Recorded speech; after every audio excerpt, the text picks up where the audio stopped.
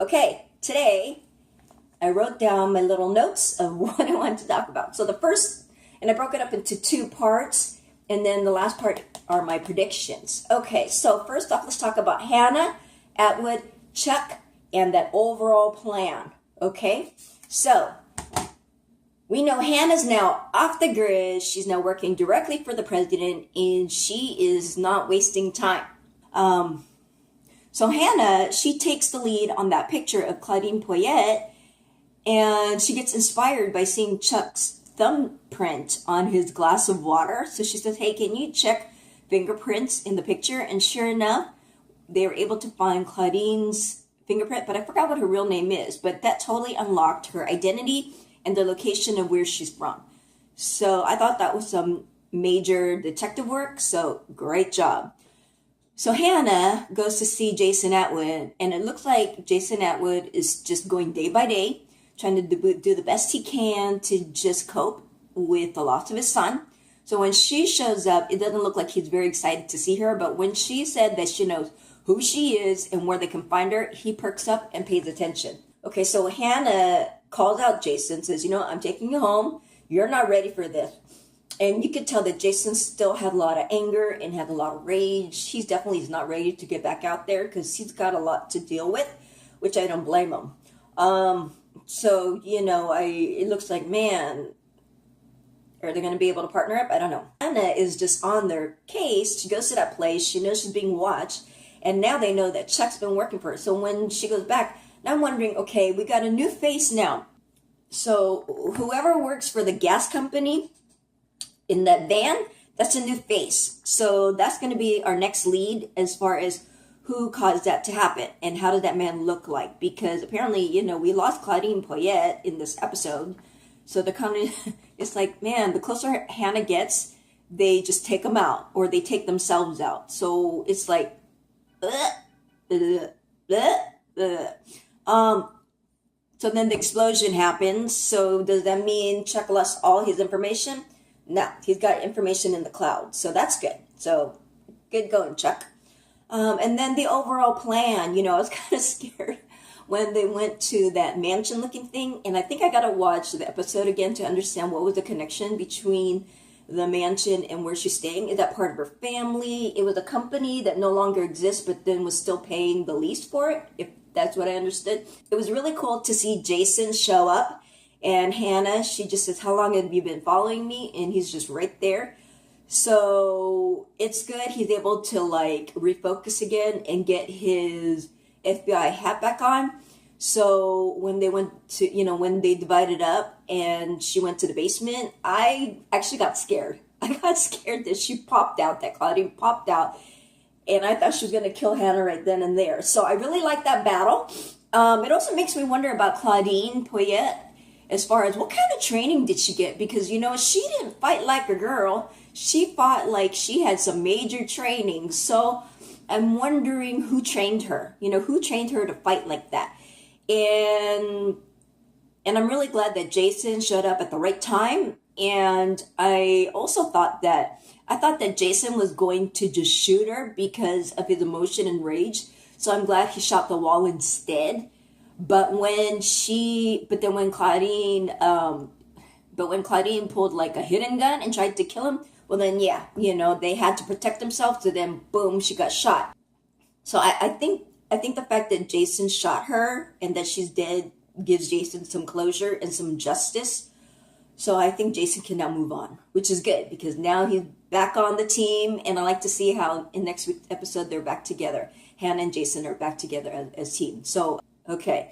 And so the overall plan, Hannah, she sees more blueprints of different United States structures like the Golden Gate Bridge, the Statue of Liberty, the Hoover Dam, and how they're being imploded. And whoever is doing this definitely hates the United States. Everything that United States stand for.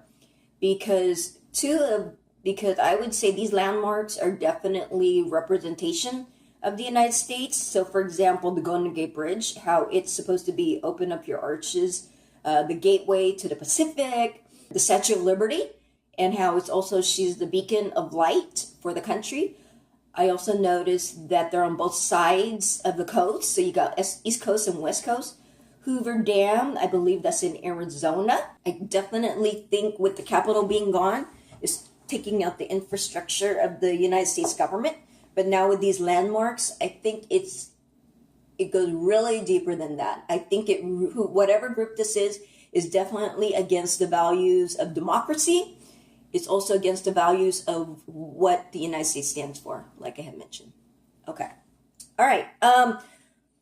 I don't really want to spend too much time on this piece because to me, I don't like what the writers are doing. So we've got Kirkman, President Kirkman, Alex, and this whole Aaron. Well, I'll go to Aaron in a moment. But with President Kirkman and First Lady Alex, the First Lady is at a luncheon and she was asked about gun control. So she spoke from the heart. But then the media takes it as, okay, the president wants to start his 100 days. There she goes with the timing. And so now they think this is what he wants to target. It's a very controversial issue. I don't even want to get into it, but I do hear the valid points, and it definitely reaches out to the human compassion of all this. So I could see, where they're going with this. I don't want this show to be about politics. I really don't. I mean, I know that this show is about, the president trying to lead the country, so they have to include some aspects of it, okay, but I really don't want the show to be about the different policies and what's Republican, what's Democrat, what's independent. I really don't want that, because if I wanted to watch something like that, then I should then tune into MSN or C-SPAN. I'm not interested in it. Okay, Aaron to Hook Stratton. Okay, so I'm really happy we get to see Aaron. Actually, with Aaron, I really like his character. I also like the fact that he has naturally curly hair or naturally wavy hair. It's nice to see Aaron with all that gel in his hair. He looks more natural, so I really like that. And I'm liking the fact that Aaron did take Hook Stratton's job, because here's my thoughts, okay? And I know I can go on to predictions, but here's just my thoughts, is that, yes, we do need Aaron on the inside because he knows exactly the philosophy of President Kirkman. Aaron said it to his cousin. His cousin, they were watching the town hall, and his cousin said, he's really good. And Aaron said that's because he means it. And so for that, I know that he's a big fan of this president, and it truly was his honor to serve him. So I'm actually really happy that Aaron is back in the White House, but working for his Hook Stratton. Good idea. Emily is starting to lead the charge as chief of staff. I like her leadership. I like seeing her in that role. I think this role gives Italia Ricci more depth and just gives her more to work with. So I really like that. Prediction time. Yay! This is my favorite part of my show. So predictions, I see that Jason and Hannah are probably going to go somewhere underground. I wonder if they go to the Hoover Dam, because it looks like they are in the wilderness somewhere where it's very desolate. So I'm thinking they probably go there because there's not that much human contact and it's a great place for someone to hide. I would like to see Chuck be brought into the White House. So that I would like to see. Because I really believe that the White House is the most safest place for Chuck now to do all his work. So I think Chuck's new office will be the White House. I think it would be such an easy way out to say this terrorist group is from another country. That would be like the easy way out. But I think in the long run, it would be more compelling to the story to have this terrorist group be Americans. Very radical Americans. I personally would like to see the story be about treason. So that's my take on it. With my other prediction, I still predict that something bad is going to happen to Penny. I really do. And it's because... and maybe there's that fear in me, but I mean, they've been showing the little girl. So they keep showing the president's little daughter. And I just have this strong feeling that someone's going to hurt Penny. Aaron is going to surprise President Kirkman and say, guess what? I'm working for Hook Stratton. But I think President Kirkman will see it as a positive, that he'll have an ally in the speaker and that Aaron can make sense of Hook Stratton. I believe Hook Stratton will move up to the vice presidency. And Aaron will be back in the White House like he is, but he'll be in the next office working for Hookstratton. So in any case, I see Hookstratton being an ally. So there you go. I also want to see Aaron and Emily back together again. We need to uncover more of the bad guys so that we have more to work with, because we lost McLeish, we lost his wife, we supposedly lost Lozano, which he may be the one who's underground when Hannah finds him. So maybe that's it. Maybe Lozano is actually hidden and they have a battle next week. I don't know.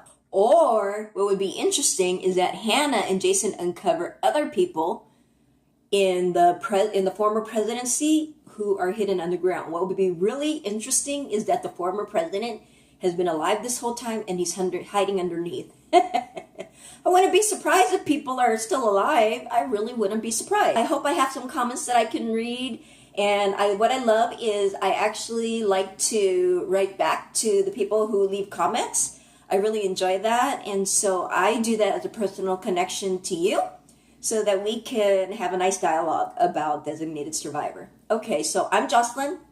Enjoy your day and I'll see you soon. See you next week. Bye.